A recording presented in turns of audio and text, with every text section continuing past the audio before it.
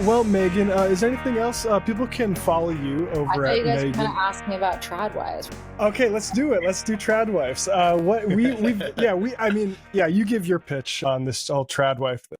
You want to do I like recently saw Meg. seconds? Well, I recently saw what's her name, Megan Kelly and Matt Walsh have been having a big fight over this. Megan Kelly says, wanting me to be a Tradwife is bad, and Matt Walsh is like, it's good. So I'm curious, do you have a third way on this?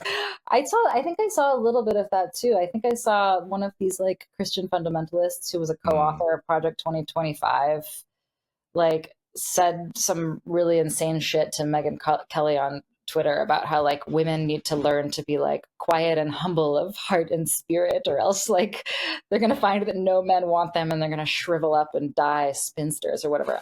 I'm paraphrasing, but that was the vibe for sure. It's interesting to see those schisms happen in the Republican Party. I don't think that that is a majority belief of the Republican base. I think that, again, to talk about shamelessness, I think this is a moment in which people who believe shit like that are feeling very entitled to open their mouths. And I'm thinking and hoping that it's going to come back to bite them in the ass. It's actually kind of similar to like 2020. There were some people who, and I mean, broadly, you understand that we on the left were like very enthusiastic about the prospect of, raising our voices against the murder of unarmed Black people, et cetera. But there were some people who said some entirely psychotic shit at that moment because it seemed like the parameters had shifted, and those things did not age well.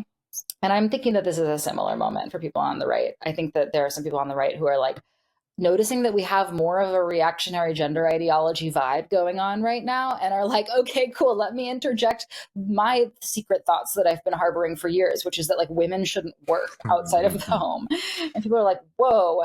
And other people are like, hell yeah, based. But I just don't think it's going to age well. This is out of step with what Americans actually believe and think. First of all, you have to, what kind of very few families can actually function on a single income anyway. So people's ideologies are going to shift around the necessities of life, and most women need to work to survive. And so the idea that they should stay home and raise babies, as attractive as that might be to some people, it's not really on offer. So then making that a matter of morality.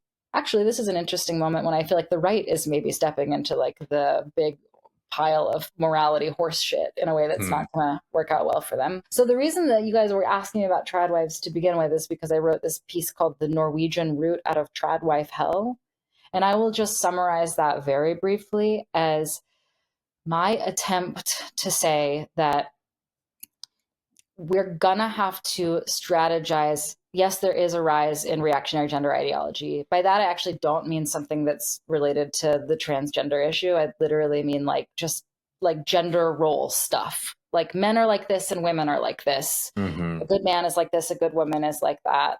It feels, I'm sure you guys feel it too, it feels different in this moment than it has felt any other time that I've been alive. It feels like shades of my high school experience, but like way turbocharged. Like I had a very sort of like red Solo cup kind of high school experience. You know what I mean? So I'm familiar with like certain gender bullshit, but like this feels way turbocharged. And so we have to figure out a way to get out of this, because this is bad. And it's bad for women. It's bad for men. It's a horrible distraction from things that women and men need to unite on. And how are we going to do it when the moment for, I guess, political education on cultural issues is like so deeply over?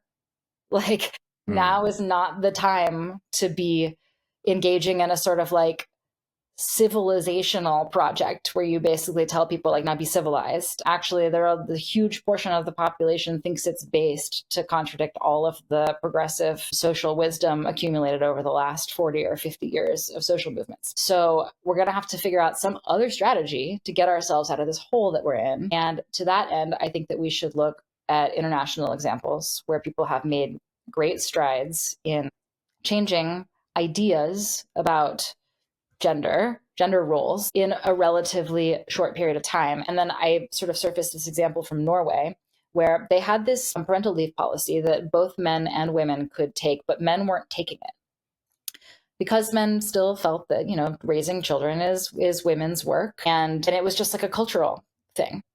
And it was tied into all kinds of other ideas that are frankly more insidious than that one. The idea that women should raise children is related to the idea that women, the gender pay gap and the motherhood penalty that surface in women's wages limit their career and earning prospects over the course of their life, and et cetera, et cetera. And so they actually convened something called a committee on men's role in the 1980s to address this. And they deliberated for like 5 years.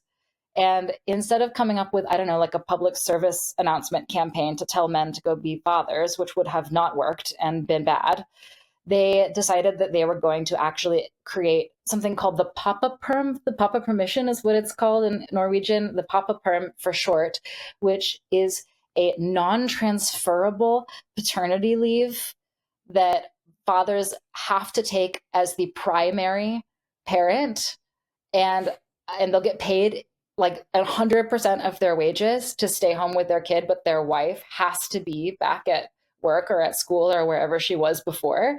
And it made zero economic sense to not take this. Why would you not take this? Because your child is too young, right, to not have a caregiver. So if they're not taking this free leave for themselves, then they're going to have to pay, either their wife's going to have to stay home, so they're going to lose that income, or they're going to have to pay for a babysitter or daycare or whatever. So it made no economic sense to not take it. And so obviously men in Norway were like, okay, I guess I'm taking this thing. And it went from like some like only, I don't know, I'm going to get the numbers wrong, but it was like only 5% of men were taking paternity leave, up to today it's like 90 something percent. Wow. To the point, and this was over the course of like 10 years. And actually, even in the first 5 years, it had leapt up to like 75%.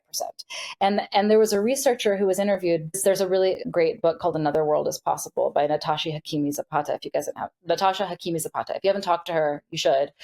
And she uses this example. And she spoke to a researcher who studied this. And the researcher said that she had struggled to find interview subjects among men who didn't take the Papa Perm to explain their reasoning. And she speculated that it was because they were ashamed to come forward, because literally they had flipped the script from it being like girly and like embarrassing to stay home with your child to it being like really weird and shameful to not stay home with your child. And they did that in like 10 years. And they did it with social policy, with pro-social, social democratic policy. So my proposal in this piece is basically like, look, we should look to Norway. Obviously, we're not in any kind of position to pass anything like that now. But as we regroup and as we figure out what we want to do to stem the tide of weird reactionary cultural ideas, like the things that are flourishing now in this environment, and promote ideas that we care about, like gender equality, right? We should look to these kinds of models. You can actually implement good pro-social policy that doesn't punish anybody or scold anybody and just economically incentivizes people to, I don't know, do nice things like become like fathers who know how to have a good family life. Yeah, it's exactly. really wonderful. Yeah, exactly. I mean, I think that people should definitely read the piece. It's really interesting. And, I just add to that, like, I think that you're totally right that a lot of this kind of like Tradwife, like super reaction, and, we might have to even pull apart the Tradwife because there's like the Tradwife, like influencer, and then like the kind of reactionary gender role stuff, but they're swimming in the same pool. But, there's a part of it that I think, there's a lot of people who do, aspire to have like children in the family and all this kind of happy life. But I think because, and so I think that the right is definitely stepping in it with saying the kind of stuff that they're saying. But I think the only reason that something like Tradwife influencers like are probably popular is because people sort of do want to see some kind of option like that in their life. And because a lot of people, I feel like, think that the future is going to get worse, right? That what's next is worse. The only way you can imagine that is unfortunately by looking backwards. So that's why I really highly suggest people read your piece, because it gives you something to say, we say, we couldn't pass this in America. Well, that helps us envision a world and what we need to do to maybe pass something like that here. I mean, Norway is not perfect, right? But they have incredible work-life balance. They have the closest thing that you can see in the real world now to the feminist ideal of what's called a dual earner, dual caregiver society, which is to say that both parents work a moderate amount, enough to make a living, and also spend a lot of time caring for their families, an adequate amount of time caring for their families, and then report really high satisfaction with their work-life balance. Like that should be the ideal. And we need to be promoting a kind of future vision of relaxation and domestic bliss. Mm-hmm. Right now, you're completely right that people want relaxation and domestic bliss, and they literally only feel that they can look to the past for an example of what that looks like. And for what it's worth, the past was not a time of relaxation and domestic bliss. It was a time of like intense spousal dependence and highly abusive marital and financial arrangements that women and children bore the brunt of. And many traumatized people came out of that time and continue to traumatize us all in politics today. So I agree with all of this. I also wanted to say that I think that as far as Tradwife influencers being popular among like normie American women, I think that like, I get it. I mean, I don't really lesbian and I just, it doesn't really scan for me, but what I get is as follows. Like I've seen some hashtag soft life content that seems like a gateway to the Tradwife stuff. Mm-hmm. And that appeals to me. Like if the options are like hustle and grind and then still not ever make it and then die, or like soft life and relaxation. It's like, look, I mean, you can't really win me over with the kind of like 50s pinup stuff, but like I've been known to enjoy a video of like a woman like on a hammock drinking a green juice or whatever. Like who doesn't want that? I'm like, hell yeah, let's do it. And so I think that if the two options being presented to women are hustle, grind, and die, or your husband works for you and you get to like, decorate cupcakes with sprinkles with your children, obviously the latter is vastly more desirable for a lot of women. And so we really do need to be promoting another option. I like the idea of looking to the Scandinavian countries. They rank really highly in the gender equality index. That's like one of them. There are several other indices like this, and they measure everything from like, social satisfaction, family satisfaction, economic prospects, health, etc. And women there do not report being as boxed out of family life, like too exhausted to participate in family life, nor do they report feeling as just exhausted by work in general. I'd like to just, again, they're not perfect, but in terms of proposing a future to look forward to that involves more relaxation, I really think that's a political project that we need to attend to. Yeah. Well, I mean, where do those Norwegian men rank on the doing drop shipping side hustles and crypto scams? I mean, betas, all of them. Have you seen them? They have their little baby Bjorns with their kids in the front. Come on. Like, exactly. We got to be adding to the economy, folks. They actually they also do more housework. I mean, there are like surveys on this, and like Scandinavian men do more housework, which is like, as we all know, cuck behavior and profoundly embarrassing. Well, I will just say they're having they have a big barbecue festival here in Texas, obviously, and it's worldwide. And there's a lot of really great Scandinavian pitmasters now. So, maybe they're toughening up. They're learning how to barbecue and also, doing a little laundry on the side. So that's good. I'd like to see a Swedish man barbecue with a baby on the front of his body. Yeah, there we go.